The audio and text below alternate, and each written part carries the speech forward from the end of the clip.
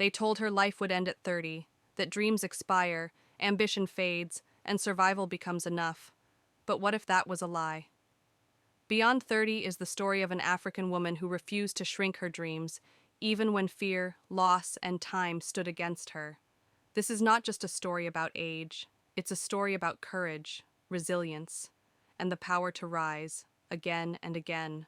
In the community of Aroko, women believed life ended at 30. They said dreams stopped growing at that age. Women settled early, lived small, and waited for their husbands to survive. No woman planned beyond 30. It was a rule passed from mothers to daughters. A little girl named Zainab grew up hearing this rule. She listened, but she did not believe it. Zainab was born into the Lawal family. Her father, Baba Lawal, worked every day to feed the home. Her mother, Mama Lawal, ran a small shop.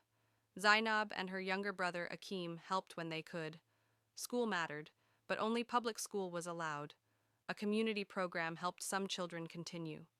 Zainab finished secondary school with good results. She wanted more than the life she saw around her. Zainab watched her great-grandmother, grandmother, and mother stop dreaming at 30. They said it was fate. Zainab called it a lie. After school, there was no money for further education. She helped in the shop for months. Later, she sat for an entrance exam and gained admission into Oro State University. Her joy was quiet but deep. University life was hard. Zainab worked part-time to pay fees and buy books. Food was never guaranteed. Her friend Aisha, the only child of an average family, stood by her. Everyone in the department knew their bond. Near graduation, a missing course was discovered. Rules were rules. Zainab stayed an extra year. She graduated after her mates. It hurt, but she did not quit. After school, Zainab served her community during national service. She stayed back to work in a furniture business. She learned buying, selling, and management. Years passed. The business slowed, salaries delayed, the company closed. At 26, Zainab was jobless. She counted the years. 30 was getting close. Fear knocked, but she refused it. After many failed applications, Zainab made a decision. She moved to Ekin City to stay with Aisha's family. She promised herself one thing. If she failed, she would still not accept small thinking. She helped Aisha's father in his furniture business. Her skills showed. Sales grew. Trust grew.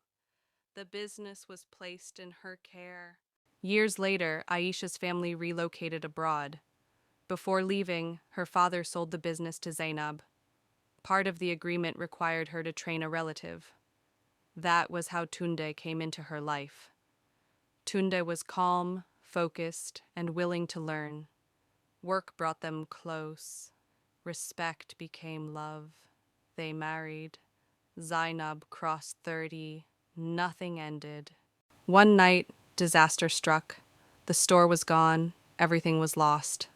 Zainab was pregnant. Tunde stood by her. After childbirth, they started again. Small sales, hard work, smart choices. They learned. They grew. Zainab expanded again.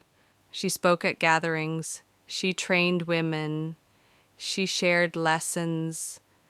Tunde traveled for business meetings. Zainab handled operations. They invested wisely. Their work spread across states. Everything was fine, and they were happy. Years later, they owned 10 furniture businesses across the state and country. Their children studied abroad, had families, and she became a grandmother.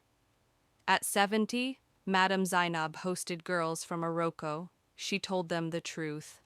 Life does not end at 30. Fear ends dreams. Comfort zones kill greatness.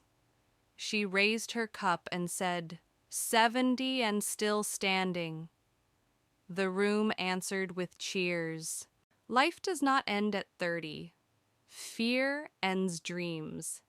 Comfort zones kill greatness.